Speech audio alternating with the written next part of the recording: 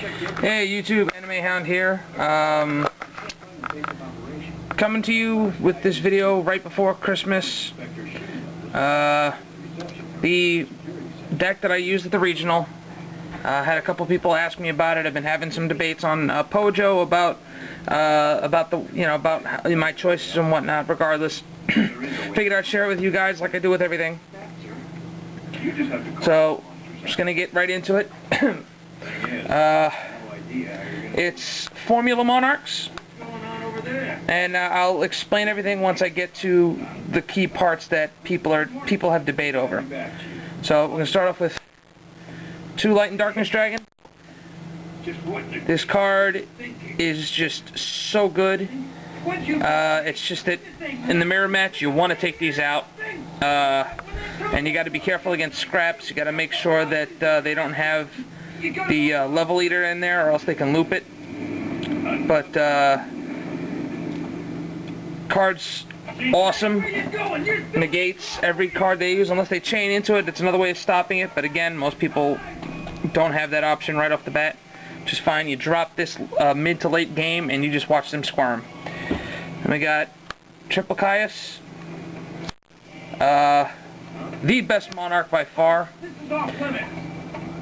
He's just straight up awesome and rapes face. Remove a card. I usually go for back row unless there's something huge in front of me that I need out of the way. Especially in the mirror match.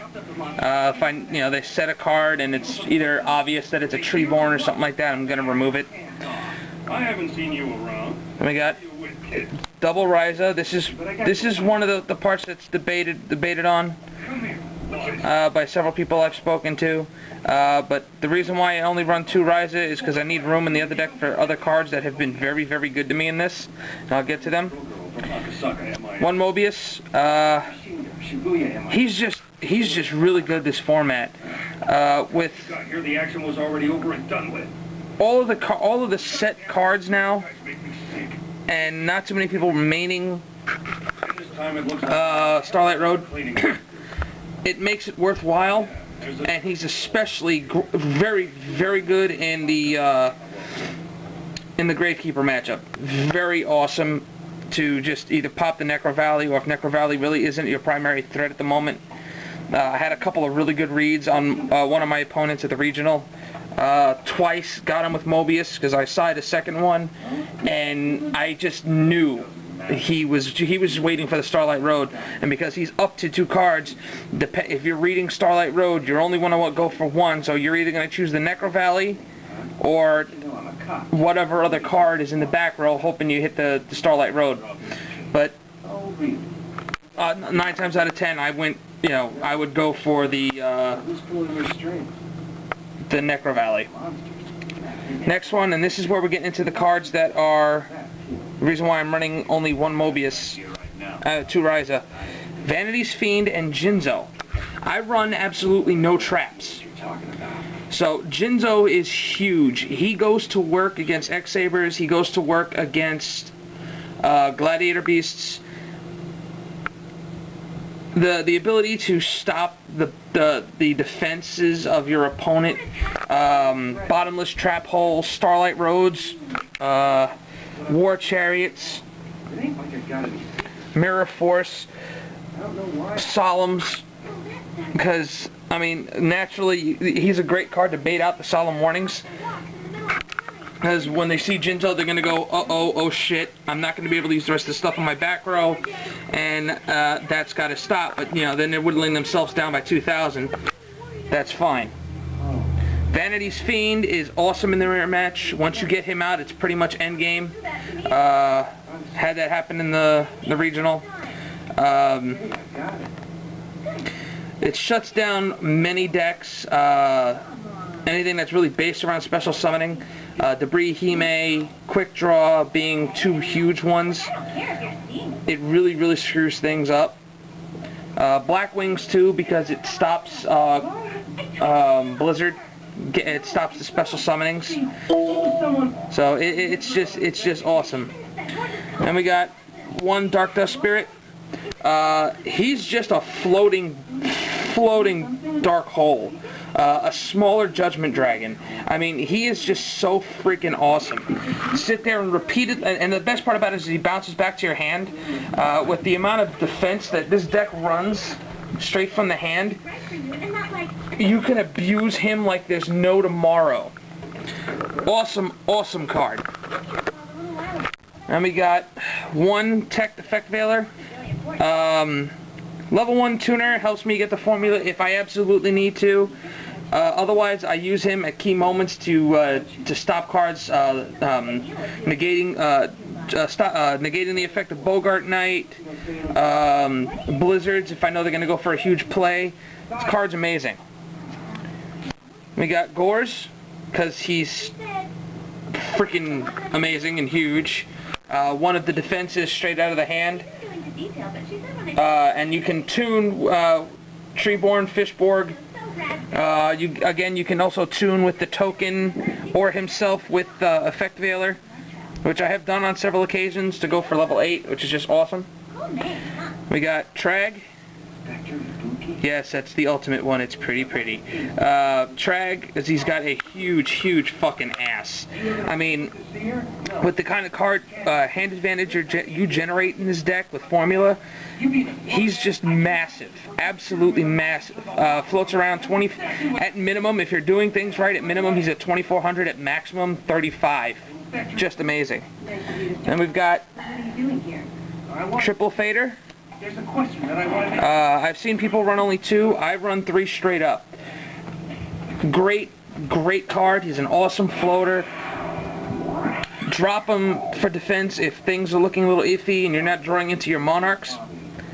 Just, you need him at 3 in this. Triple Swap Frog.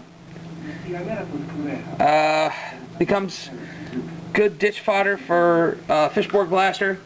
Good way to get, it's an awesome way to get Treeborn in the graveyard.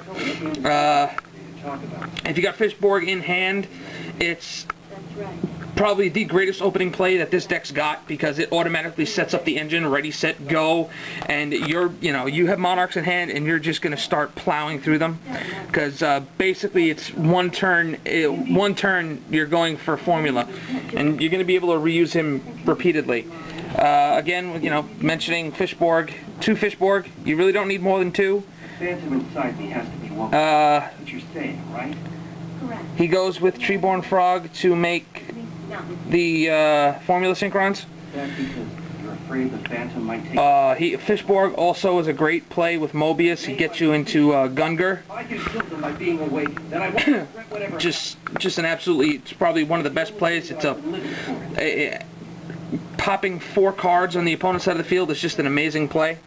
Now, this is where things get wrong. Those are the only frogs I play in the deck, the Swap Frogs and the Treeborns, because I use the Genex engine. 2 Genex Undine, She told me. and because you have to search, 2 Genex controllers.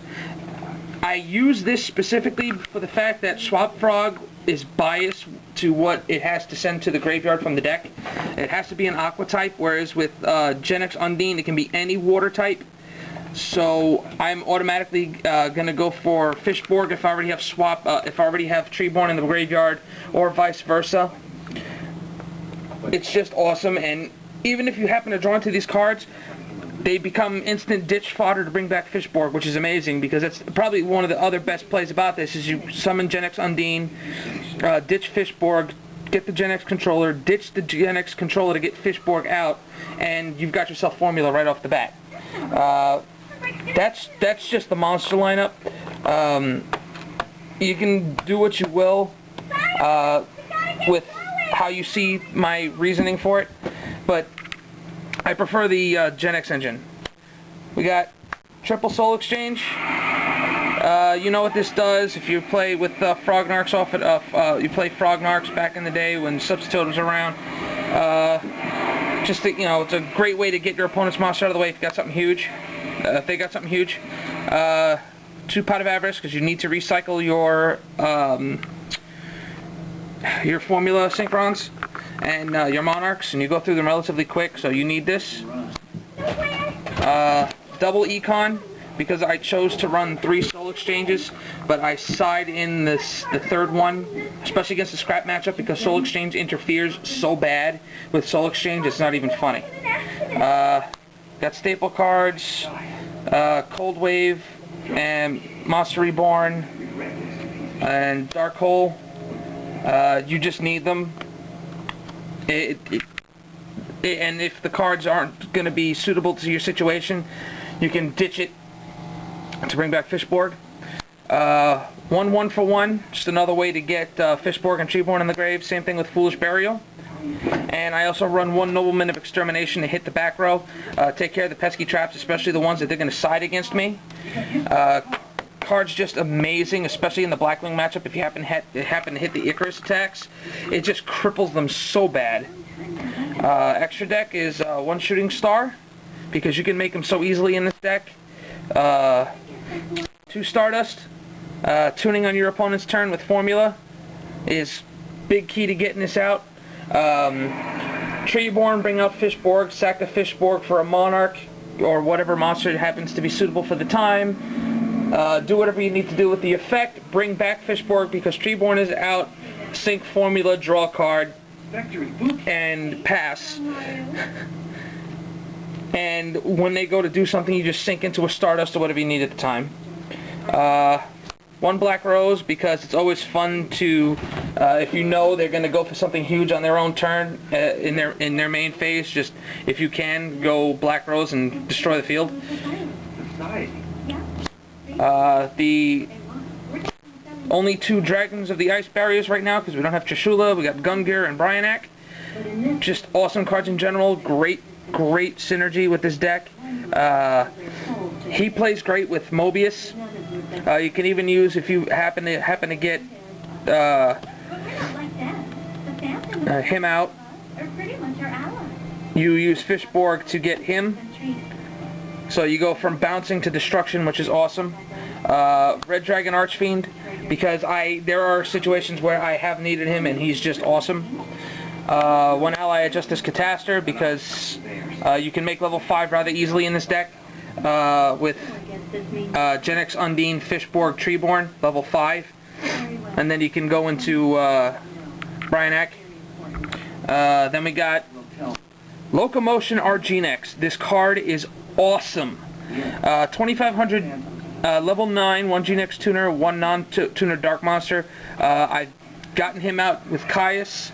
He's not really a go-to card, but he's an option that you can use, and he's freaking awesome because he takes control of the monster at the highest level on your opponent's side, and that can turn out to be a big play. You can use, I've used Tragodia to get him out too when you got a level 6 in the graveyard, and that's all you need. 1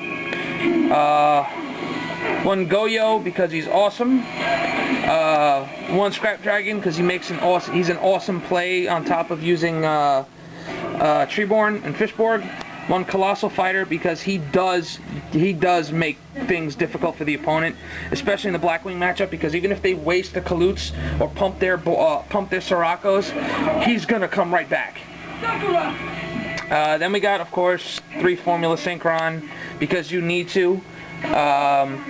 Just amazing draw power. Basically, what Formula does is it negates the loss of hand advantage used to bring out Fishborg, allowing you to go through your deck faster. Side deck is 2 Cyber Dragon for various matchups. Yes, it's a Super Sirocco. This is available for trade, so if you want it, send me an offer. Machines, Gladiator Beasts, Gravekeepers, the Mirror Match, just awesome in general. 2 Sirocco. The only viable matchup really for this is Blackwings, and it has paid off on several occasions. DD Crow for Blackwings, Gravekeepers to screw up their steel plays, and Lightsworn. Another Vanity's Fiend for the same reasons I mained the first one. For, well, like I said, same thing goes for Mobius. Extra back row hate for Gravekeepers and whatnot. And we got 2 Nox, mostly for Gravekeepers. The extra enemy controller, more back row hate for Gravekeepers, and 2 Chimera Tech in the side because I don't main them in the extra deck, and I'll swap out whatever I feel is going to be worthless for Machina only. So, let me know what you think. Response down there. Thumbs up for Toko in the background, and this is Anime Hound out.